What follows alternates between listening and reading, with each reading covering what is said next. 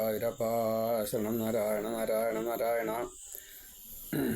ശ്രീമദ് വാൽമീകി രാമായണം എല്ലാവരും മുഴുവനായിട്ട് കേൾക്കണമെന്ന് വിനീതമായിട്ട് പ്രാർത്ഥിക്കുന്നു. ഷെയർ ചെയ്യണം എന്നും പ്രാർത്ഥിക്കണം. ഓം ധർമാർത്ഥ കാമമോക്ഷങ്ങളെ നേടുവാൻ രാമായണ കാവ്യം ചൊല്ലുന്നു ഞാനിഹ. ശ്രീരാമ സീത ഹനുമൽ സ്മൃതി വരാൻ ഭക്തനായി കാൽക്കൽ നമസ്കരിക്കുന്നു ഞാൻ. മുന്നിലും പിന്നിലും രാമ നമിപ്പൂ ഭക്തനായി ഞാൻ. കാക്കണം സർവഭാവേന ഭൂവിലും മൃത്യുശേഷവും. ശ്രീ സീതാലക്ഷ്മണ ഭരത ശത്രുഘ്ന ഹനുമാൻ സമേതായ ശ്രീരാമചന്ദ്രായ നമോ നമ. ശ്രീ സീതാരാമചന്ദ്രാഭ്യാം നമോ നമ. ഭഗവാന്റെ വാക്ക്, ഞാൻ തന്നെയെല്ലാം ഇപ്പാരിൽ നാശമില്ലാത്തതായി സദാ.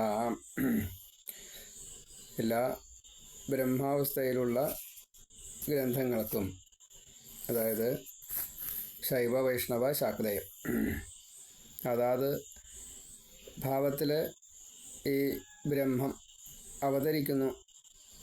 കഥകളിൽ നായക സ്ഥാനം സ്വീകരിച്ച് ഭക്തന്മാരെ രക്ഷിക്കുന്നു, ദുഷ്ടത തീർക്കുന്നു, ഭൂമിയുടെ ഭാരം തീർക്കുന്നു.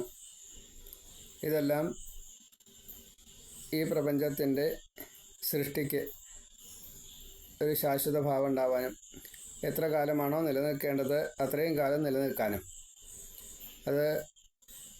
അതൊരു ലീലയാണ്, ഭഗവത് ലീലയാണ്.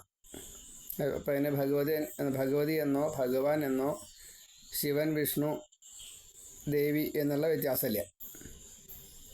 പിന്നെ കഥകൾക്ക് വ്യത്യാസം ഉണ്ടാവും, കഥാപാത്രങ്ങൾക്ക് വ്യത്യാസം ഉണ്ടാവും, ചിലപ്പോൾ സന്ദർഭങ്ങൾ വ്യത്യാസം ഉണ്ടാവും, ദേശകാലങ്ങൾക്ക് ഒക്കെ ലേശമൊക്കെ വ്യത്യാസം ഉണ്ടാവാം. അതാത് ഈ വ്യാസന്മാർ രചിച്ച ആ ഒരു ഭാവത്തിൽ അത് വരും ചെയ്യും. ഇവിടെ വാൽമീകിയാണ് മഹാകവിയായിട്ട്, ആദി കാവ്യം എഴുതിയ വാൽമീകി ആദി കവി എന്ന് അറിയപ്പെടുന്നു. ആ മഹാകവിക്കും ഇതേപോലെ തന്നെ ധാരാളമായിട്ട് പലതും പറയുന്നത് മുഴുവൻ ഈശ്വരൻ പറഞ്ഞത് എന്ന രീതിയിൽ തന്നെയാണ് നമുക്ക് കേൾക്കാൻ സാധിക്കുക, കാണാൻ സാധിക്കുക. ഞാൻ തന്നെയെല്ലാം ഈ പാരിൽ നാശമില്ലാത്തതായി സദാ. വേറെ ഒന്നും ആ കാര്യത്തിൽ പറയാനില്ല. ഭഗവാൻ മാത്രമേ ഉള്ളൂ, ഭഗവത്വം മാത്രമേ ഉള്ളൂ എന്ന് സാരം. അതാണ് ഈ ഞാൻ, അതാണ് ബ്രഹ്മം. ഈ ബ്രഹ്മാണ്ടം ലയിച്ചു കഴിഞ്ഞാൽ അടുത്ത ബ്രഹ്മാണ്ടം. ഇത് ഒരു ബ്രഹ്മാണ്ടമല്ല, ഒരേ സമയത്ത് തന്നെ അനേകം ബ്രഹ്മാണ്ടങ്ങളുണ്ട്. നമുക്ക് അവിടേക്ക് എത്താൻ കഴിയില്ല. ഇപ്പം അനേകമുണ്ട് എന്ന് മാത്രം അങ്ങനെ ചിന്തിക്കാം, അത്രയേ ഉള്ളൂ. ഇപ്പം ഇവിടെ കഥ പറഞ്ഞു വരുന്ന ഇതിൽ 69ാമത്തെ സർഗമാണ് ബാലകാണ്ഡത്തിൽ. വാൽമീകി രാമായണത്തിൽ, അല്ലെങ്കിൽ രാമായണത്തിലെ ആദ്യത്തെ കാണ്ഡം വാൽമീകി ബാലകാണ്ഡമാണ്. ആ ബാലകാണ്ഡത്തിൽ 77 സർഗമുണ്ട്. അതിൽ 69ാമത്തെ സർഗം പറഞ്ഞു വെച്ചു. ദശരഥ മഹാരാജാവിനെയും പരിവാരങ്ങളെയും ക്ഷണിച്ച് കൂട്ടിക്കൊണ്ടുവന്ന് സ്വീകരിച്ച് അതാത് പാർപ്പിട സ്ഥാനങ്ങളിൽ ഇരുത്തി. അന്നത്തെ രാത്രി സുഖമായിട്ട് അവരെല്ലാം കഴിഞ്ഞുകൂടി. പിറ്റേ ദിവസം രാവിലെ ഇനി അടുത്ത ചർച്ചകളാണ്. പാരമ്പര്യം പറയണം, കല്യാണത്തിന് വേണ്ടതായിട്ട് ചില കാര്യങ്ങളൊക്കെ ചെയ്യാനുണ്ട്. ഇപ്പോൾ ഇവിടെ രാമചന്ദ്ര വിവാഹം, ഒപ്പം മറ്റ് സഹോദരങ്ങളുടെയും വിവാഹം, അതൊക്കെ ഇവിടെ വിസ്തരിക്കണം. അപ്പോൾ രാവിലെ ജനകൻ എല്ലാ മഹർഷിമാരോടും അതേപോലെ ഈ യജ്ഞത്തെ സമാപിക്കാറായി, നിശ്ചിത ദിവസം കഴിഞ്ഞിരിക്കണു. അതേപോലെ തന്നെ എല്ലാ പുരോഹിതന്മാരും അവിടെ ശതാനന്ദനോടാണ് ഈ കാര്യങ്ങളൊക്കെ അതിൻ്റെ മുഖ്യ ഹോതാവ് എന്ന നിലയ്ക്ക് പറയാം. അപ്പോൾ ജനക മഹർഷി പറയുകയാണ്, ജനക രാജാവാണ്, അവിടെ യജമാനാണ്. എൻ്റെ സഹോദരനായിട്ടുള്ള വീര്യവാനായിട്ടുള്ള അതിധാർമ്മികനായിട്ടുള്ള കുശധ്വജൻ എന്നു പേരായിട്ടുള്ള രാജാവ്. അവിടെ ഒരു സാങ്കാശ്യ പട്ടണം എന്ന് പ്രത്യേകം പറയുന്നുണ്ട്. കാശിക്കടുത്ത് എന്നുള്ള നിലയ്ക്കാവും. ഏതായാലും അങ്ങനെയുള്ള ഒരു പട്ടണത്തിൽ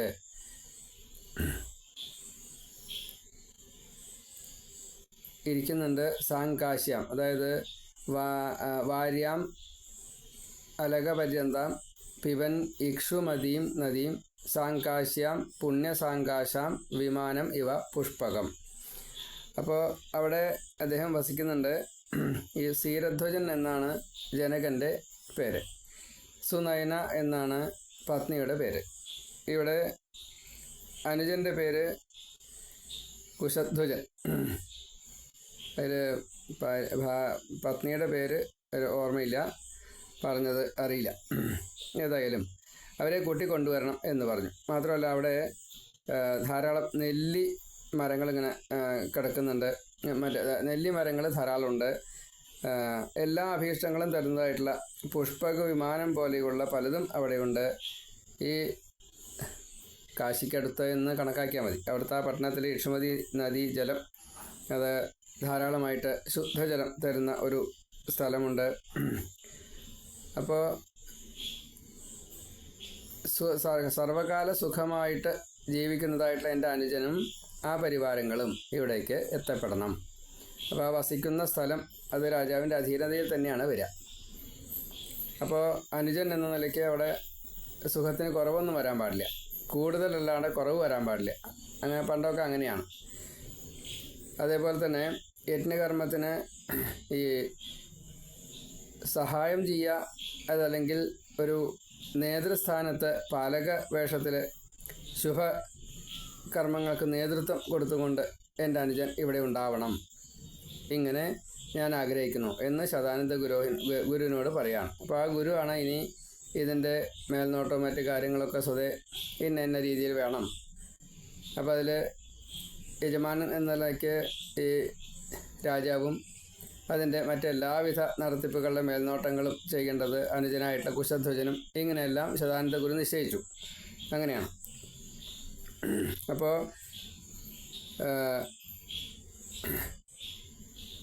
ശതാനന്ദൻ്റെ ഈ അടുത്ത് വെച്ച് അല്ലെങ്കിൽ ആ സാന്നിധ്യത്തിൽ വെച്ച് ഇങ്ങനെയൊക്കെ പറഞ്ഞതായിട്ടുള്ള രാജാവ് മറ്റ് എല്ലാ ആജ്ഞാനുവർത്തികളായിട്ടുള്ള ഓരോരുത്തരും അവിടെ എത്താൻ വേണ്ടതായിട്ടുള്ള പ്രവൃത്തിയെ ചെയ്തപ്പോൾ അവരെ വേണ്ട രീതിയിൽ അനുജനെ കൂട്ടിക്കൊണ്ടുപോകാൻ വേണ്ടിയിട്ട് പറഞ്ഞയച്ചപ്പോൾ ഈ രാജാവിൻ്റെ ആജ്ഞപ്രകാരം പ്രത്യേകമായിട്ടുള്ള ചില സിന്ധു ഹയാദികൾ കുതിരകളുടെ പ്രത്യേകതയാണ്. അപ്പോൾ പാലാഴിയിൽ നിന്നും വന്നതായിട്ടുള്ള കുതിരയാണ് സാധാരണ സിന്ധുഹയം എന്ന് പറയാം. ഏതായാലും അത്രയും വിശേഷമുള്ള ആ കുതിരകളെ കൂട്ടിക്കെട്ടിയ തേരിൽ അങ്ങനെ ഇന്ദ്രൻ്റെ ആജ്ഞ സ്വീകരിച്ച് വിഷ്ണുവിനെ എന്ന പോലെ ആ ജനക മഹാരാജാവിനെ അനുസരിച്ചു. അതേപോലെ ഈ കുശധ്വജനെ കൂട്ടിക്കൊണ്ടുവരാൻ വേണ്ടിയിട്ട് പോയി. അവർ ആ സാങ്കാശ്യ നഗരത്തിൽ വെച്ച് കുശധ്വജനെ കണ്ടു. ഈ ദൂതന്മാർ ജനകൻ്റെ ആഗ്രഹത്തെ നന്നായിട്ട് അറിയിച്ചു. വേഗം തന്നെ ഏട്ടന് സേവനം ചെയ്യുക എന്ന ഒരു ധൃതവ്രതനായിട്ടുള്ള കുശധ്വജൻ ഉടനെ തന്നെ പുറപ്പെട്ട് ഈ ഏട്ടൻ്റെ അടുത്തേക്ക് എത്തുകയും ചെയ്തു. ഏട്ടനെ കണ്ടു. ജനക മഹാരാജാവിനെ സന്ദർശിച്ച് ഈ ശതാനന്ദനെയും അതേപോലെ ഒരേപോലെ നമസ്കരിക്കുക തുടങ്ങിയിട്ടുള്ള കാര്യങ്ങൾ, കുശലം പറയുക, അങ്ങോട്ടും ഇങ്ങോട്ടും ഒക്കെ വേണമല്ലോ, പൂജാതി കാര്യങ്ങൾ, അതെല്ലാം ഒരേപോലെ ചെയ്തതിന് ശേഷം അവർക്ക് ഇരിക്കേണ്ടതായിട്ടുള്ള സ്ഥാനങ്ങളിൽ അവർ ഇരുന്നു. പരസ്പരം മന്ത്രിശ്രേഷ്ഠനായിട്ടുള്ള സുദാമൻ എന്നാണ് മന്ത്രിയുടെ പേര്. ഇവിടെ അയോധ്യയിലെ മന്ത്രിയുടെ പേര് സുമന്ത്രർ എന്നാണ്, ഇവിടെ സുദാമൻ എന്നാണ്. ഏതായാലും മന്ത്രിശ്രേഷ്ഠൻ പ്രത്യേകമായിട്ട് പ്രധാനമന്ത്രിയാണ് വന്നു. അമിത പ്രഭാവനായിട്ടുള്ള ഈ ഇക്ഷ്വാകു രാജാവിൻ്റെ ദശരഥ രാജാവിൻ്റെ അടുത്ത് പോയിട്ട് അദ്ദേഹത്തെ മന്ത്രിമാരെ ഒക്കെ പുത്രന്മാരെ എല്ലാവരെയും കൂട്ടിക്കൊണ്ടുവരണം എന്നിപ്രകാരം പറഞ്ഞു. അങ്ങനെ ആ വേണ്ട രീതിയിൽ ഈ രഘുകുലവർദ്ധനായിട്ടുള്ള ദശരഥനെ കണ്ട് അഭിവാദ്യം ചെയ്ത് വീരവായനായിട്ടുള്ള അയോധ്യാധിപതി മിഥിലാധിപനായിട്ടുള്ള വൈദേഹൻ അല്ലെങ്കിൽ വിദേഹൻ, അതേപോലെ ഉപാധ്യായനോടും പുരോഹിതന്മാരോടും ഋഷികളോടും കൂടിയിട്ട് അങ്ങയെ ദർശിക്കാൻ വേണ്ടിയിട്ട് കാത്തിരിക്കുന്നു എന്ന സന്ദേശത്തെ ദശരഥ മഹാരാജാവിന് കൊടുത്തു. ആ സുദാമാവ് എന്ന മന്ത്രിശ്രേഷ്ഠൻ്റെ വാക്ക് കേട്ട് ഋഷിഗണത്തോടും ബന്ധുജനങ്ങളോടും കൂടിയിട്ട് ഈ ജനകൻ ഇരിക്കുന്നതായിട്ടുള്ള ആ സ്ഥലത്തേക്ക് ദശരഥ മഹാരാജാവും ഈ പരിവാരങ്ങളും എല്ലാവരും വരികയും ചെയ്തു.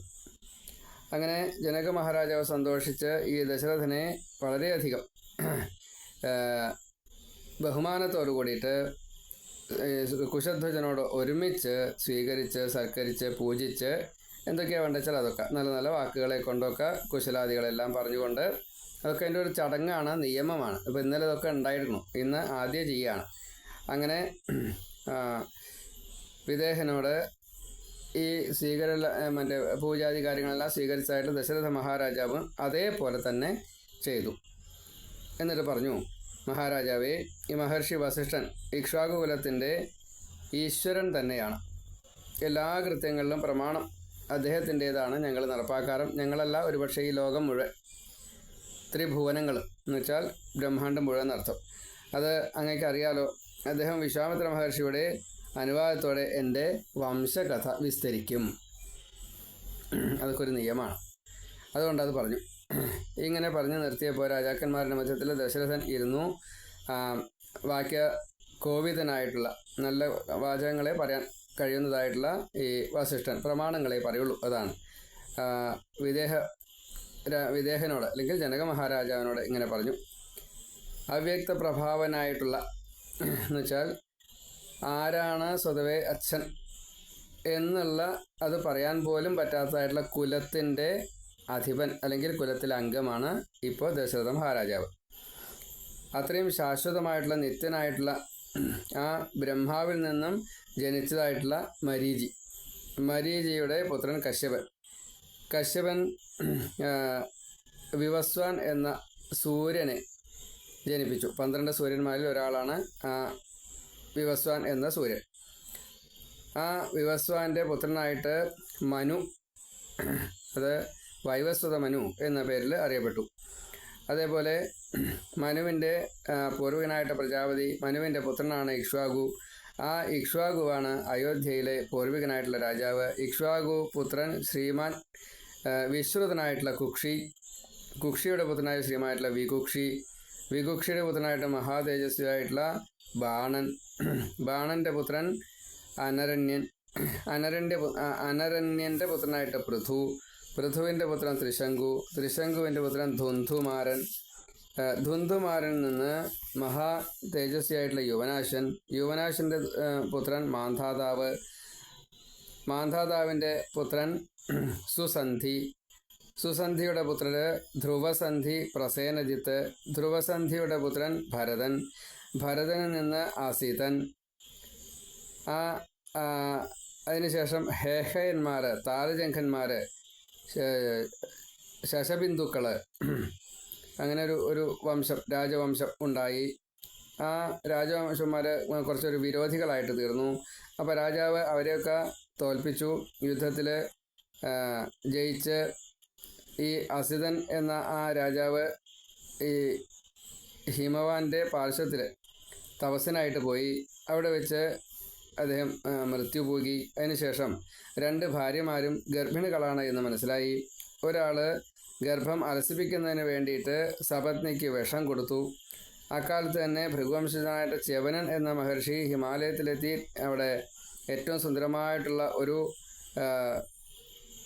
കൊടുമുടിയിൽ തപസ് ചെയ്തിരുന്നു. ആ അസീത പത്നിമാരിൽ സുന്ദരിയായിട്ടുള്ള ഒരു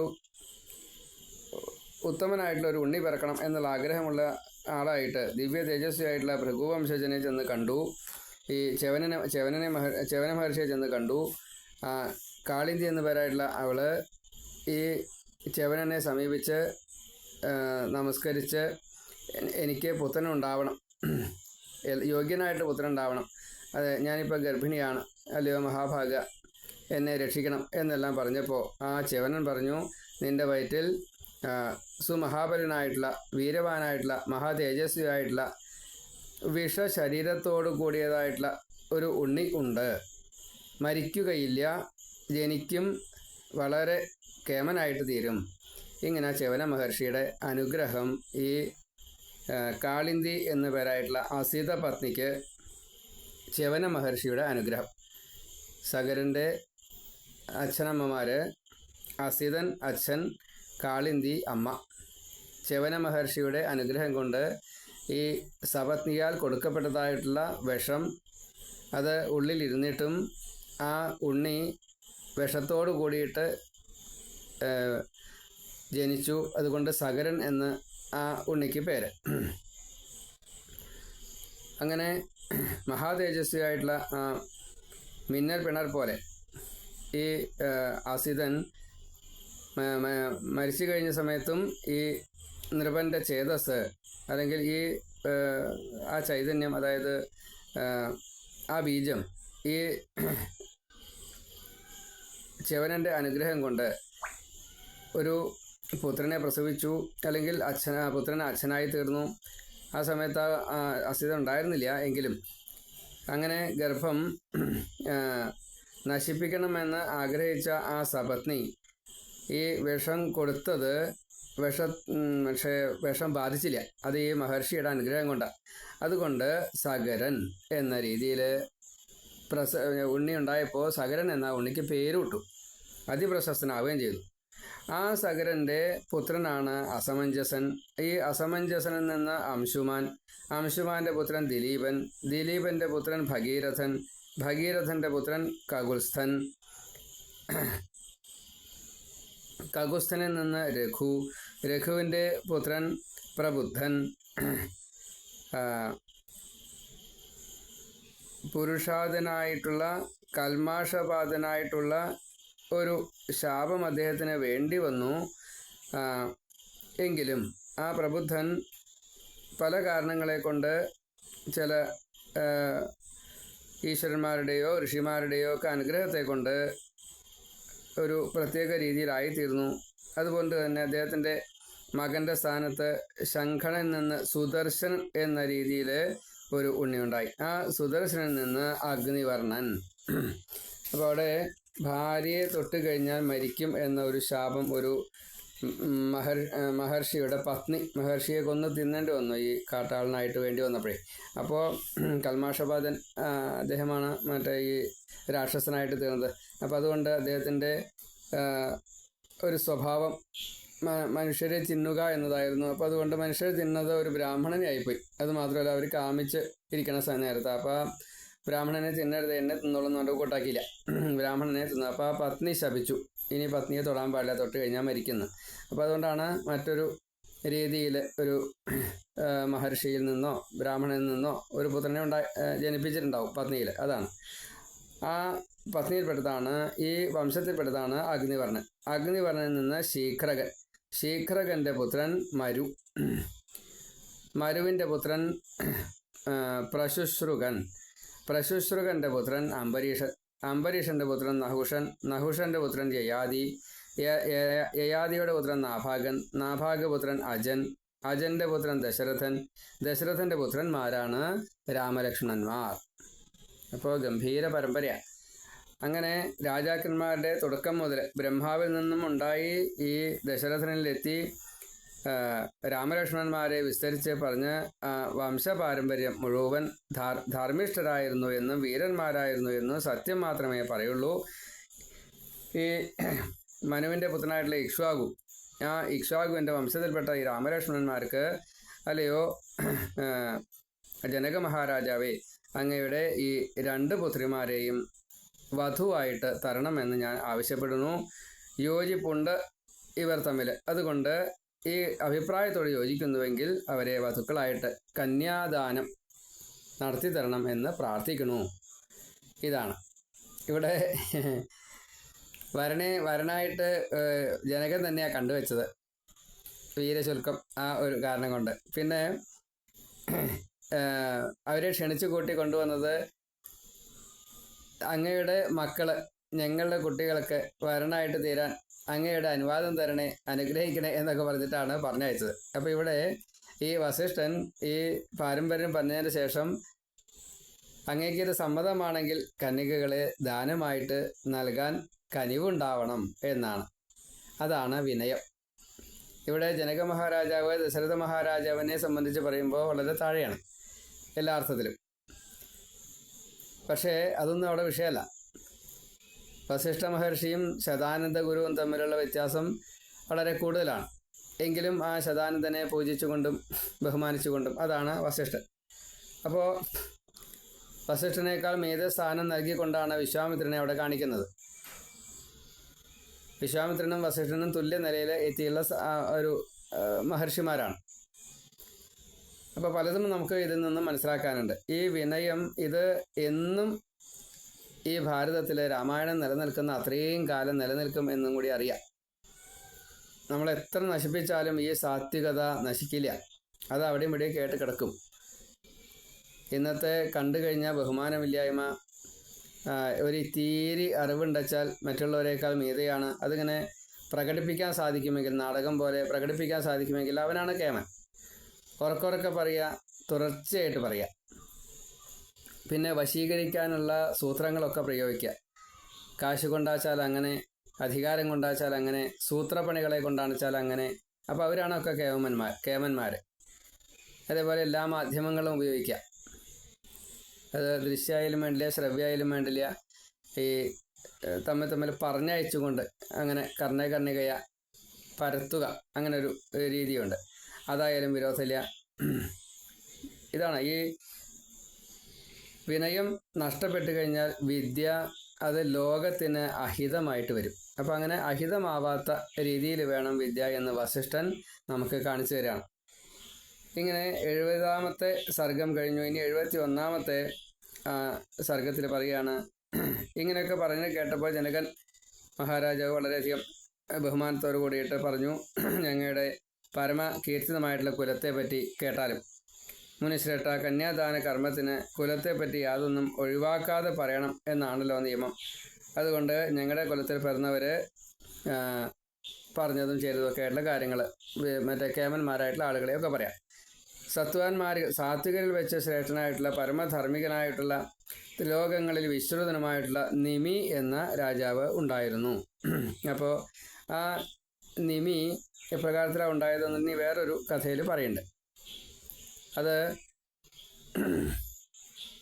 ഈ മിഥില രാജാവ്, മിഥിലയുടെ മുന്നത്തെ പേര് എന്താണെന്നുള്ളത് പിന്നീട് വിസ്മരിക്കപ്പെട്ടു. അങ്ങനെയാണ്. ഏതായാലും ആ രാജാവ് യാഗം ചെയ്യുന്ന സമയത്ത് വസിഷ്ഠനോട് യാഗം ചെയ്യണമെന്ന് പറഞ്ഞു. അത് ഈ ഇക്ഷ്വാകു കുല വംശത്തിൽപ്പെട്ടതായിട്ട് ഉള്ള ഒരു രാജാവ് തന്നെയാണ് നിമി. അപ്പോൾ അദ്ദേഹത്തിൻ്റെ കുലഗുരു വസിഷ്ഠൻ തന്നെയാണ്. യാഗം ചെയ്യണമെന്ന് പറഞ്ഞപ്പോൾ ആവാമെന്ന് പറഞ്ഞു. അപ്പോഴേക്കും ഇവിടെ ഇന്ദ്രൻ്റെ ക്ഷണം കിട്ടിയിരുന്നു യാഗം ചെയ്യാനായിട്ട്. വസിഷ്ഠൻ പറഞ്ഞു, ഞാൻ ഇന്ദ്രൻ്റെ യാഗം കഴിഞ്ഞിട്ട് സ്വർഗത്ത് പോയിട്ട് ഇന്ദ്രൻ്റെ യാഗം കഴിച്ചിട്ട് ഇവിടെ വന്നിട്ട് അങ്ങയുടെ യാഗം നടത്തി തരാം എന്ന് പറഞ്ഞു. അപ്പോൾ നിമി പറഞ്ഞു, അത് ശരിയല്ല. ഒരു യാഗം നിശ്ചയിച്ച് കഴിഞ്ഞാൽ അത് നടത്തുക തന്നെ വേണം. അപ്പോൾ അങ്ങ് സ്വർഗത്തിലേക്ക് പോയിക്കോളൂ, ഞാനിവിടെ മറ്റ് വല്ലവരെയും കൊണ്ട് യാഗം നടത്തിക്കോളാം എന്ന് പറഞ്ഞു. അങ്ങനെ ഗൗതമ മഹർഷിയെ കൊണ്ട് യാഗം നടത്തി. അങ്ങനെയൊക്കെ ഉണ്ട് കഥ. അപ്പോൾ പലതും പല കാരണങ്ങളും മുന്നേ കൂട്ടി സംഭവിച്ചിട്ടുണ്ട്. ഈ വിഷയം അത്ര സമ്മതമായില്ല. ഇന്ദ്രൻ്റെ യാഗം കഴിഞ്ഞ് വന്നപ്പോഴേക്കും വസിഷ്ഠൻ ഈ കാര്യങ്ങളൊക്കെ അറിഞ്ഞപ്പോൾ അപ്പോൾ കോപിച്ചൊന്നുമില്ല. എങ്കിലും എന്തോ കാരണവശാൽ ഒരു ബഹുമാനക്കുറവ് ഈ രാജാവിൽ നിന്ന് വന്നു എന്ന് തെറ്റിദ്ധരിക്കപ്പെട്ടു ഈ വസിഷ്ഠൻ. അപ്പോൾ വീണു പോകട്ടെ ശരീരം എന്ന് ശപിച്ചു. അങ്ങനെ ആ രാജാവിൻ്റെ ശരീരം ജീവൻ വേർപെട്ടു പോയി. അപ്പോൾ ഈ രാജാവ് പറഞ്ഞു, ശരീരത്തിലല്ല ഇരിക്കുന്നത് കേട്ടോ. അപ്പോൾ പറഞ്ഞു, ഞാൻ തെറ്റൊന്നും ചെയ്തിട്ടില്ല. തെറ്റ് ചെയ്യാത്ത എന്നെ ഇങ്ങനെ ശപിച്ചപ്പോൾ ഇതേ ശാപം അങ്ങേക്കും ഫലിക്കട്ടെ. അപ്പോൾ വസിഷ്ഠൻ്റെ ജീവനും ആ ശരീരത്തിൽ നിന്നും വേർപെട്ടു. വസിഷ്ഠൻ വേഗം അച്ഛനെ ചെന്ന് കണ്ടു, ബ്രഹ്മാവിനെ ചെന്ന് കണ്ടു. ബ്രഹ്മാവെ, എനിക്ക് പഴയ ശരീരം തന്നെ വേണം, എല്ലാ ഓർമ്മകളോടും കൂടിയിട്ട് എന്ന് പറഞ്ഞു. അപ്പോൾ തഥാസ്തു എന്ന് പറഞ്ഞു. അപ്പോൾ വസിഷ്ഠൻ്റെ അച്ഛനായിട്ടുള്ള ബ്രഹ്മാവിന് ഈ ജീവൻ കൊടുക്കാനൊന്നും പ്രയാസമില്ല. അപ്പോൾ അതിനനുസരിച്ച് അത് കൊടുത്തു. അപ്പോൾ ഈ യാഗത്തിൽ ദേവന്മാർ ധാരാളമായിട്ട് ആഹാരത്തെ കഴിച്ച് പ്രീതരാണ് അവരൊക്കെ. പുരോടാശാദികൾ, മറ്റേ ആജ്യാദികൾ, ഇങ്ങനെ പലതും ഉണ്ടല്ലോ. സൗമ്യം. അപ്പോൾ അതുകൊണ്ട് അങ്ങക്ക് എന്താണോ വേണ്ടത്, ശരീരം വേണോ, അതപ്പോൾ തരാം എന്ന് പറഞ്ഞു ദേവന്മാർ. എനിക്കിനി ശരീരം വേണ്ട, എനിക്കിനി വൈരാഗ്യം വന്നാൽ മതി, എനിക്ക് പ്രാരബ്ധം തീർത്ത് എൻ്റെ ജീവനെ മുക്തനാക്കണം എന്ന് പറഞ്ഞു. പക്ഷെ അപ്പോൾ ദേവന്മാർ പറഞ്ഞു, അങ്ങേക്ക് കുറച്ചുകൂടി പ്രാരബ്ധം ബാക്കിയുള്ളൂ, എന്താ ചെയ്യുക? അപ്പോൾ എന്താ വഴി ചോദിച്ചു. അപ്പോൾ ഭഗവാൻ പറഞ്ഞത്, ഈ ജീവജാലങ്ങളുടെ കണ്ണിൻ്റെ ഇമയിൽ ഇരുന്നോളൂ, നിമി എന്നുള്ള രീതിയിൽ. നമ്മൾ ഈ കണ്ണ് വെട്ടി അടയ്ക്കുന്നത് ഈ നിമി കാരണം കൊണ്ടാണ്. നിമിഷം അത് കാലത്തിൻ്റെ ഉണ്ട് ഈ ഒരു ഇതുകൊണ്ട്. കണ്ണിങ്ങനെ വെട്ടി എണിക്കുന്നത് ഈ കൺപോളകളിൽ നിമിക്ക് മറ്റേ വാസം അനുഭവിച്ച് കൊടുത്തോണ്ടാണ്. അപ്പോൾ നിമിയുടെ ശരീരം അവിടെ കിടക്കുക, അത് കടഞ്ഞിട്ട് അതിൽ നിന്ന് ഉണ്ടായതായിട്ടുള്ള ആ വംശപരമ്പര മുഴുവൻ നിമി വംശത്തിൽപ്പെട്ടവർ എന്ന് അറിയപ്പെട്ടു. അതേപോലെ അത് മഥനം ചെയ്തിട്ടാണ് അതിൽ നിന്നൊരു ജീവനെ ഉണ്ടാക്കിയത്. അപ്പോൾ അതുകൊണ്ട് മഥനം ചെയ്തുണ്ടായ ഉണ്ണിനിലയ്ക്ക് മൈഥിലൻ എന്ന് പേര് വന്നു. അപ്പോൾ മൈഥിലൻ ഉണ്ടാക്കിയതായതുകൊണ്ട് ആ രാജ്യത്തിന് മിഥില രാജ്യം എന്ന് പേരായി. അതേപോലെ ദേഹത്തിൽ നിന്നല്ലാത്തത് കൊണ്ട്, ദേഹമില്ലാത്തൊരവസ്ഥ വന്നതുകൊണ്ട് വിദേഹൻ, അങ്ങനെ ഒരു പേരും അവിടെ വന്നു. അപ്പോൾ നിമി, ജനകൻ, അപ്പോൾ ഇതിൽ നിന്ന് ജനിപ്പിച്ചതായതുകൊണ്ട് ജനകൻ എന്നുമായി. അപ്പം നിമി, ജനകൻ, മിഥിലൻ അല്ലെങ്കിൽ മൈഥിലൻ, മിഥില രാജാവ്, മൈഥിലൻ, വിദേഹൻ, ഇങ്ങനെ 4 നാമങ്ങൾ ഈ പരമ്പരയ്ക്ക് സ്ഥായി ഭാവമായിട്ട് കൊടുത്തിട്ടുണ്ട്.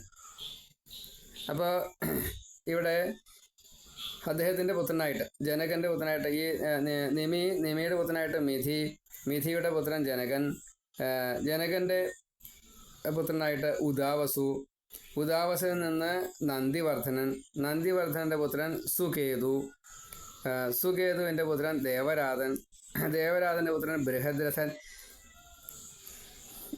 ബൃഹദ്രഥൻ്റെ പുത്രൻ മഹാവീരൻ, മഹാവീരനിൽ ധൃതിമാൻ, ധൃതിമാന് സുധൃതി, സുധൃതിക്ക് ധൃഷ്ടകേതു, ഈ ധൃഷ്ടകേതുവിന് ഹര്യശ്വൻ, ഹര്യശ്വൻ്റെ പുത്രൻ മരു, മരുവിൻ്റെ പുത്രൻ പ്രതീന്ധകൻ, പ്രതീന്ധകൻ്റെ പുത്രൻ കീർത്തിരഥൻ, കീർത്തിരഥൻ്റെ പുത്രൻ ദേവമീഠൻ, ദേവമീഠൻ്റെ പുത്രൻ വിബുധൻ, വിബുധൻ്റെ പുത്രൻ മഹീധ്രകൻ, മഹീധ്രകൻ്റെ പുത്രൻ കീർത്തിരാധൻ, കീർത്തിരാധൻ്റെ പുത്രൻ മഹാരോമൻ, മഹാരോമൻ്റെ പുത്രൻ സ്വർണ്ണരോമൻ, സ്വർണ്ണരോമന് ഹ്രസ്വരോമൻ, ഹ്രസ്വരോമനിൽ നിന്ന് ജനകനുണ്ടായി. ആ ജനകൻ്റെ പുത്രനായിട്ടുള്ള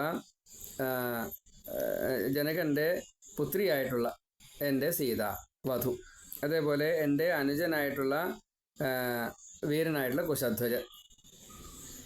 അപ്പോൾ ഇങ്ങനെയാണ് പരമ്പര പറഞ്ഞത്. ഇത് പറയുന്നത് ശതാനന്ദനായതുകൊണ്ട് ജനകൻ്റെ പേര് പറഞ്ഞു, ജനകൻ്റെ അനുജൻ്റെ പേര് പറഞ്ഞു. രാജാവ് അച്ഛൻ ജനകൻ, മറ്റേ രാജാവിൻ്റെ അനുജൻ കുശധ്വജൻ. ഇങ്ങനെ പാരമ്പര്യം ഒരേപോലെ വിസ്തരിക്കപ്പെട്ടു 2 പേരിലും. അതേപോലെ ജ്യേഷ്ഠനായിട്ടുള്ള ഈ ജനകനെ രാജാവായിട്ട്, ചക്രവർത്തിയായിട്ട് അഭിഷേകം ചെയ്തു. കുശധ്വജൻ്റെ ചുമതല കൂടി ഞാനാണ് ഇപ്പോൾ നോക്കുന്നത്. കുശധ്വജൻ വനത്തിലിരുന്ന് തപസ് ചെയ്യുകയാണ്. ഈ വൃദ്ധനായിട്ടുള്ള പിതാവ് സ്വർലോകം പ്രാപിച്ചു കഴിഞ്ഞപ്പോൾ ദേവതുല്യനായിട്ടുള്ള ഭ്രാതാവ് കുശധ്വജൻ്റെ മേൽനോട്ടം ഞാൻ സ്വയം ഏറ്റെടുക്കുകയാണ് ഉണ്ടായത്. പിന്നീട് ഒരിക്കൽ സാങ്കാശത്തിലെ സുധന്വാവ് എന്ന രാജാവ് മിഥിലയെ വന്ന് വളഞ്ഞു. അവിടെ ഒരു രാജാവുണ്ട്. ആ രാജാവ് ഇവിടെ വന്നിട്ട് വളഞ്ഞു കഴിഞ്ഞപ്പോൾ ഈ ശൈവധനുസും സുന്ദരിയായിട്ടുള്ള കന്യക സീതയെയും എനിക്ക് തരണം എന്നുള്ള സന്ദേശം ദൂതന്മാർ മുഖേന ഈ സാങ്കാശത്തിലെ രാജാവായിട്ടുള്ള സുധന്വാവ് ഇങ്ങനെ ആവശ്യപ്പെട്ടു. അപ്പോൾ അത് ഞാൻ കൊടുത്തില്ല. ബ്രഹ്മർഷിയായിട്ടുള്ള വസിഷ്ഠനോട് പറയുകയാണ്, അന്ന് ഞങ്ങൾ തമ്മിലൊരു യുദ്ധം ഉണ്ടായി. ആ സുധന്വാവിനെ ഞാൻ വധിച്ചു. ആ സാങ്കാശത്തിൽ ശൂരനായിട്ടുള്ള എൻ്റെ കുശധ്വജനെ ഞാൻ പിന്നീട് തപസ് കഴിഞ്ഞ് വന്നപ്പോൾ രാജാവാക്കി. ആ രാജ ഇപ്പോൾ ഭരിക്കുന്നത് ഈ സാങ്കാശം എന്ന രാജാവ് ഭരിക്കുന്നത് കുശധ്വജനാണ്, എൻ്റെ അനുജൻ. അപ്പോൾ ഇങ്ങനെയുള്ള സഹോദരനും ഞാനും ഞങ്ങളുടേതായിട്ടുള്ള മക്കളെ നിങ്ങളെ അങ്ങേക്ക് 4 മക്കളുണ്ടല്ലോ, അവർക്ക് തരുവാൻ വേണ്ടിയിട്ട് ആഗ്രഹിക്കുന്നു. സീതയെ രാമനും എൻ്റെ മകൾ ഊർമിളയെ ലക്ഷ്മണനും വീരചുരുക്കമായിട്ട് ദേവകന്യക പോലെയുള്ള ഈ സീതയെയും അതേപോലെ എൻ്റെ മകളായിട്ടുള്ള ഊർമിളയെ ലക്ഷ്മണനും പ്രീതിയോട് കൂടിയിട്ട് മനസ്സുകൊണ്ടും വാക്കുകൊണ്ടും കർമ്മം കൊണ്ടും വധുക്കളായിട്ട് സ്വീകരിക്കണം എന്ന് പ്രാർത്ഥിക്കുന്നു എന്ന് പറഞ്ഞു. അതേപോലെ രാജാവേ, ഈ രാമലക്ഷ്മണന്മാരെ കൊണ്ട് ഗോദാനാദി കാര്യങ്ങളൊക്കെ ചെയ്യിക്കണേ. അതായത് ഒരു ഉണ്ണി ഉണ്ടായിട്ട് ഉപനയനം കഴിഞ്ഞ് 16 ഉപചാരത്തോടു കൂടിയിട്ടുള്ള 16 സംസ്കാരങ്ങളുണ്ട് ഒരു ആൾക്ക്. അപ്പോൾ അതിൽ 16 സംസ്കാരങ്ങളിൽ ക്ഷത്രിയർക്ക് കുറച്ച് കുറയും, 12 ഒറ്റേ ഉള്ളൂ. ഏതായാലും അതിൽപ്പെട്ട ഒന്ന് തന്നെയാണ് സമാവർത്തനം. അതിൻ്റെ മുന്നേ ആയിട്ട് ഗോദാനം, ഇതൊക്കെ ചെയ്യണം. അപ്പോൾ ആ ഗോദാന കർമ്മങ്ങളൊക്കെ ചെയ്ത് സമാവർത്തനമൊക്കെ ചെയ്തോളൂ, വിവാഹ കർമ്മങ്ങളൊക്കെ ചെയ്യാനുള്ള ഏർപ്പാട് ചെയ്യണേ, അത് കഴിഞ്ഞിട്ടാണ് വിവാഹം, അത് ചെയ്യണേ എന്ന് പ്രകാരം പറഞ്ഞു. അപ്പോൾ ഈ മകം നക്ഷത്രം, മാഘമാസത്തിൽ ഈ മകം നക്ഷത്രം അന്ന് മാഘമാസത്തിലല്ല, ഫാൽഗുനം എന്നുള്ള ആ മാസത്തിൽ ഈ ഉത്രം നക്ഷത്രം, മകം നക്ഷത്രം, അത് രണ്ടും വിവാഹത്തിന് വളരെ ഉത്തമമാണ്. രാമലക്ഷ്മണന്മാർക്ക് വേണ്ടിയിട്ട് അത് നടത്താനായിട്ടുള്ള അതിൻ്റെ മുന്നോടിയായിട്ട് ചെയ്യേണ്ടതായിട്ടുള്ള ദാനധർമാദി കുറേ കാര്യങ്ങളുണ്ട്. അതൊക്കെ ചെയ്തോളൂ എന്നിപ്രകാരം ചെയ്യണേ എന്നിപ്രകാരം പ്രാർത്ഥിക്കുകയും ചെയ്തു. ദശരഥ മഹാരാജാവിനോടാണ് പറഞ്ഞത്. വസിഷ്ഠനെ മുൻനിർത്തിയാണ് പറയുന്നത്. സദാനന്ദ ഗുരുവാണ് ഈ ആവശ്യത്തെ ജനകന് വേണ്ടിയിട്ട് അറിയിച്ചത്. ഇങ്ങനെ 71ാമത്തെ സർഗവും അവിടെ പറഞ്ഞു വെച്ചു. അതിനുശേഷം 72ാമത്തെ സർഗത്തിൽ പറയണു, ഈ വിദേഹനായിട്ടുള്ള രാജാവിനോട് വിശ്വാമിത്ര മഹർഷി വസിഷ്ഠൻ ഇരിക്കുന്ന സമയത്ത് ഒരേപോലെ രണ്ടുപേരുടെ അഭിപ്രായമാണ്. ഇപ്പോൾ രണ്ടുപേരും ഒരുമിച്ച് പറയാണ്, ഇക്ഷ്വാകു വംശവും വിദേഹ രാജവംശവും അത്യത്ഭുതകരമായിട്ടുള്ള പലതും മഹിമകളായിട്ട് പാരമ്പര്യമായിട്ടുണ്ട്. അപ്പോൾ അത്രയ്ക്കും ഉയർന്നതായിട്ടുള്ള പദവി മറ്റ് രാജ്യങ്ങൾക്കൊന്നുമില്ല, തുല്യം തന്നെ എന്ന് പറയാം. അങ്ങനെയാണ് എല്ലാ അർത്ഥത്തിലും ധാർമ്മികരാണ് എന്ന് സാരം. അപ്പോൾ ഈ വിവാഹബന്ധം വളരെ ഉത്തമമാണ്. മാത്രമല്ല ലോകത്തിന് ഹിതമാണ്, ഐശ്വര്യം കിട്ടും. ആ കാര്യത്തിൽ യാതൊരു സംശയമില്ല. തമ്മിൽ അത്രയും ചേർച്ചയാണ്. രാമനും ലക്ഷ്മണനും ചേർന്നവരാണ് സീതയും ഊർമിളയും. പിന്നെ ഒരു കാര്യം കൂടി പറയണം. ഈ അങ്ങയുടെ യവീയാവാനായിട്ടുള്ള ഭ്രാതാവ് കുശധ്വജനുണ്ടല്ലോ, വിശ്വാമിത്രൻ ആണ് പറയണത്. ആ ധർമാത്മാവിൻ്റെ അതുല്യ സൗന്ദര്യ ഉള്ളതായിട്ടുള്ള 2 പുത്രിമാരെ വധുക്കളായിട്ട് ഇപ്പോൾ വിവാഹപ്രായമായിട്ട് എത്തി നിൽക്കുകയാണ്. അവർ ഭരതശത്രുഘ്നന്മാർക്ക് വേണ്ടിയിട്ട് കൊടുക്കാൻ അങ്ങ് തയ്യാറാവണം. മാണ്ഡവിയും സുരകീർത്തിയാണ്. അപ്പോൾ അങ്ങയുടെ മക്കളെയും ഇതേ വേദിയിൽ വെച്ച് തന്നെ വിവാഹം ചെയ്ത് കൊടുക്കണം. ദശരഥ മഹാരാജാവിൻ്റെ പുത്രന്മാരായിട്ടുള്ള ഇവർ എല്ലാവരും ഒരേപോലെ രൂപത്തിൽ, യൗവനത്തിൽ, മറ്റ് ലോകപാലന്മാർക്ക് സമന്മാരായിട്ട് ദേവതുല്യന്മാരായിട്ട് എല്ലാവരാലും അറിയപ്പെടുന്നവരാണ്. അല്ലയോ രാജേന്ദ്ര, വിവാഹബന്ധത്തിൽ 2 കുലങ്ങളും എത്രത്തോളം അടുക്കാൻ പറ്റുമോ അത്രത്തോളം അടുക്കട്ടെ. ഇക്ഷ്വാകു കുലം ഒരു കുറ്റവും ഇല്ലാത്തതാണ്. അങ്ങയുടെ ഈ മിഥില രാജവംശവും ഒരേപോലെ ഒരു കുറ്റവും പറയാൻ നിവർത്തിയില്ല. അത്രയും കൂടുതൽ പുണ്യമാർജിച്ചവരാണ്. അങ്ങനെയുള്ള നിങ്ങൾ ഒരുമിക്കണം. വസിഷ്ഠൻ്റെ ഈ അനുമതിയോടെയുള്ള വിശ്വാമിത്രൻ്റെ ഈ വാക്കുകൾ കേട്ട് കഴിഞ്ഞപ്പോൾ ജനക മഹാരാജാവ് ഈ എല്ലാ മഹർഷിമാരുമായിട്ട് ഇപ്രകാരം എല്ലാവരും ബഹുമാനിച്ചുകൊണ്ട് കൂപ്പുകയോട് കൂടിയിട്ട് പറഞ്ഞു, തൊഴുതുകൊണ്ട് പറഞ്ഞു, ഭവാന്മാർ 2 മുനിപങ്കുവന്മാരും, അതായത് സദാനന്ദ ഗുരുവും അതേപോലെ വസിഷ്ഠനും ഒപ്പം വിശ്വാമിത്രനും ഈ കുലം തമ്മിലുള്ള യോജിപ്പിനെ, വിവാഹത്തോടു കൂടിയുള്ള ചേർച്ചയെ നിശ്ചയിക്കുന്നത് എനിക്കും ഭാഗ്യമുണ്ട്. എൻ്റെ കുലവും ധന്യമായി തീർന്നിരിക്കുന്നു.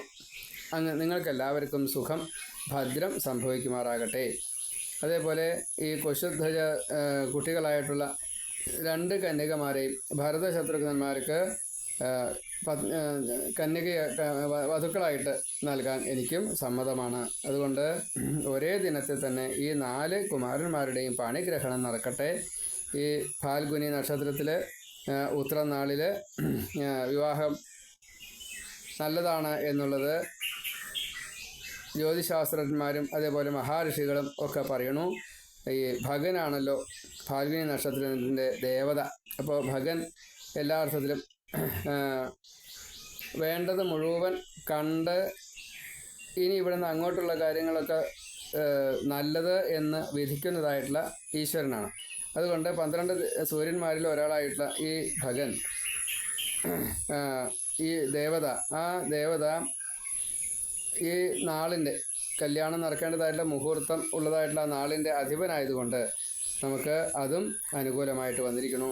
ഇങ്ങനെ സൗമ്യമായിട്ടുള്ള എന്നാൽ ഉറച്ചതായിട്ടുള്ള നല്ല വാക്കുകളെ പറഞ്ഞു കഴിഞ്ഞപ്പോൾ ജനകൻ ഒന്നുകൂടി കൂട്ടിച്ചേർത്തു എന്നാണ്. ഇതൊക്കെ ശതാനന്ദ ഗുരുവാണ് പറയണത്. ജനകൻ പറയുന്നതായിട്ട് പറയണു. അതേപോലെ ജനകൻ ഒന്നുകൂടി കൂട്ടിച്ചേർത്തു. എന്താ കൂട്ടിച്ചേർത്തത്? അതിമഹത്തായിട്ടുള്ളൊരു കാര്യമാണ് ഇപ്പോൾ നിങ്ങൾ പറഞ്ഞത്. നിങ്ങളുടെ എന്നുവെച്ചാൽ മഹാത്മാക്കളായിട്ടുള്ള വസിഷ്ഠൻ്റെയും വിശ്വാമിത്രൻ്റെയും ശിഷ്യനായിട്ട് എന്നെ ഇനി ഇവിടുന്ന് അങ്ങോട്ട് എന്നുവെച്ചാൽ ഗുരുസ്ഥാനത്ത് നിങ്ങൾ വേണം, എന്നെ ശിഷ്യനായിട്ട് കരുതണേ എന്ന് പറയണം. അതായത് കുലഗുരു സ്ഥാനത്തേക്ക് ക്ഷണിക്കുകയാണ്. അവിടെ ശിഷ്യത്വം എന്നുള്ളത് ഇനി എന്തെങ്കിലും ഒരു അഭിപ്രായം ചോദിക്കുകയാണെങ്കിൽ അത് ഈ ഗുരുക്കന്മാരോട് കൂടി ചോദിച്ചിട്ടേ ഞാൻ ചെയ്യൂ എന്ന വിനയഭാവത്തെ അവിടെ അറിയിക്കുകയാണ്. ഞാൻ നിങ്ങളുടെ ശിഷ്യനാവാൻ ആഗ്രഹിക്കുന്നു, നിങ്ങളെ അനുഗ്രഹിക്കണേ എന്ന് പറഞ്ഞു. അതുപോലെ ഈ പട്ടണം ദശരഥ മഹാരാജാവിന് ഉള്ളതാണ്. അയോധ്യ എപ്രകാരത്തിലാണോ സ്വന്തമായിട്ടുള്ളത് ദശരഥന്, അതേപോലെ ഈ മിഥില രാജ്യവും ഇനി മുതൽ ദശരഥ മഹാരാജാവിന് സ്വന്തം എന്ന് കണക്കാക്കാം. ഞങ്ങൾ ഈ സാമന്ത രാജാവ് അല്ലെങ്കിൽ കപ്പം കൊടുക്കുന്നതായിട്ടുള്ള രീതിയിൽ കീഴ്പ്പെട്ട രാജാവ് ആ രീതിയിലാവാൻ എന്ന് പറഞ്ഞപ്പോൾ ദശരഥ മഹാരാജാവ് വളരെ സന്തോഷത്തോടു കൂടിയിട്ട് പറയാണ്, നിങ്ങൾ 2 സഹോദരന്മാരും എത്രയാണ് മേന്മയുള്ളത് എന്നറിയില്ല, അങ്ങനെയുള്ള മിഥില രാജ്യത്തെയും അതേപോലെ സാങ്കാശം എന്ന രാജ്യത്തെയും രാജാക്കന്മാരാണ്. അപ്പോൾ അത് നന്നായിട്ട് തന്നെ നിങ്ങളുടെ അഭിപ്രായത്തെ പറഞ്ഞിരിക്കണം.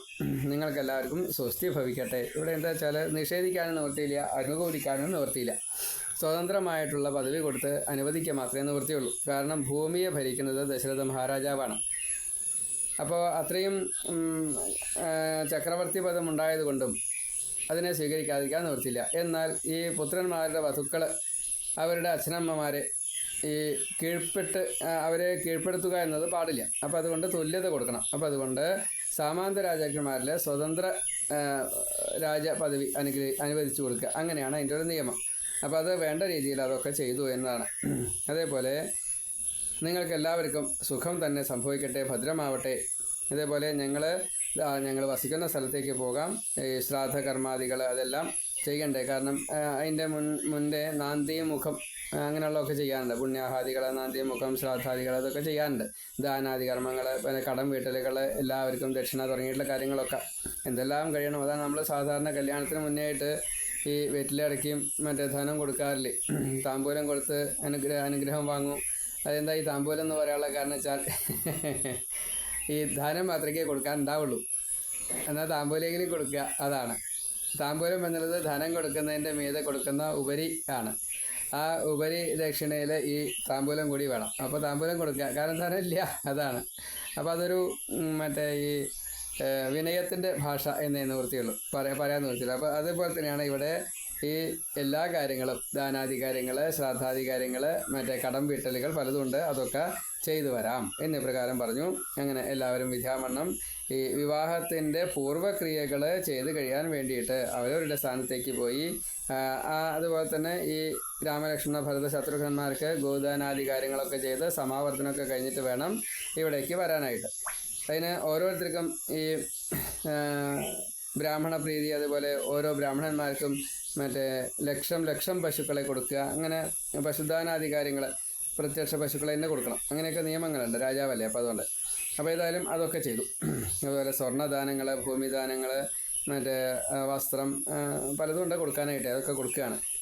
സ്വർണം കെട്ടിയ മറ്റേ പശുക്കൾ, കൊമ്പ് സ്വർണം കൊണ്ട് കെട്ടിയിട്ട്, കുളമ്പ് ഈ വെള്ളി കൊണ്ട് കെട്ടിയിട്ട്, അതേപോലെ ആദ്യത്തെ പ്രസവത്തിലുള്ള കന്നി പ്രസവം അങ്ങനെയുള്ള പശുക്കളെയാണ്. അതും പശുക്കുട്ടിയായിട്ട് കൊടുക്കുന്നതുണ്ട്, മൂരിക്കുട്ടിയായിട്ട് കൊടുക്കുന്നത്. രണ്ടാണ് ഫലം. ഏതായാലും അങ്ങനെയൊക്കെ സമൃദ്ധമായിട്ട് പാല് കൊടുക്കുന്നതായിട്ടുള്ള ഈ 4 ലക്ഷം പശുക്കളെ ദാനം ചെയ്തു ആ സമയത്ത്, കറവ പശുക്കളെ. അതിനുശേഷം അവർക്ക് സ്വർണം, രത്നം തുടങ്ങിയിട്ടുള്ള ധാരാളം ധനത്തെ കൊടുത്തു. അതേപോലെ പുത്രന്മാരുടെ ഈ ഗോദാന കർമ്മം കഴിഞ്ഞ് സമാവർത്തനാദികളെല്ലാം കഴിഞ്ഞ് ഈ പുത്രവത്സലനായിട്ടുള്ള രാജാവ് അവരുടെ ശ്രേയസ്സിനായിട്ട് മറ്റെന്തൊക്കെയാണോ ചെയ്യേണ്ടത്, ഈ ക്ഷേത്ര പൂജാദികൾ, അതേപോലെ എല്ലാ ദേവീദേവന്മാരെയും മഹാബ്രാഹ്മണരെയും ഋഷികളെയും ഒക്കെ നമസ്കരിക്കുക തുടങ്ങിയിട്ടുള്ള കാര്യങ്ങൾ, ഇങ്ങനെ പലതുമുണ്ട്. അതൊക്കെ പ്രത്യേകമാണ്. അതൊക്കെ കഴിഞ്ഞതിന് ശേഷം ഈ പ്രജാപതിമാരെ പോലെ സമാവർത്തനം കഴിഞ്ഞ് കഴിഞ്ഞാൽ അങ്ങനെയാണ്. ആ ഒരു രീതിയിൽ എല്ലാവരും ശോഭിച്ചു. അപ്പോൾ എങ്ങനെയാ? വിദ്യ കിട്ടി, കല്യാണം കഴിക്കാനുള്ള അർഹത കിട്ടി, അതേപോലെ എല്ലാവരിൽ നിന്നും അനുവാദവും കിട്ടി. ഇങ്ങനെ ഒരു ഭാവത്തിലായി തീർന്നു രാമനും ലക്ഷ്മണനും ഭരതനും ശത്രുഘ്നനും.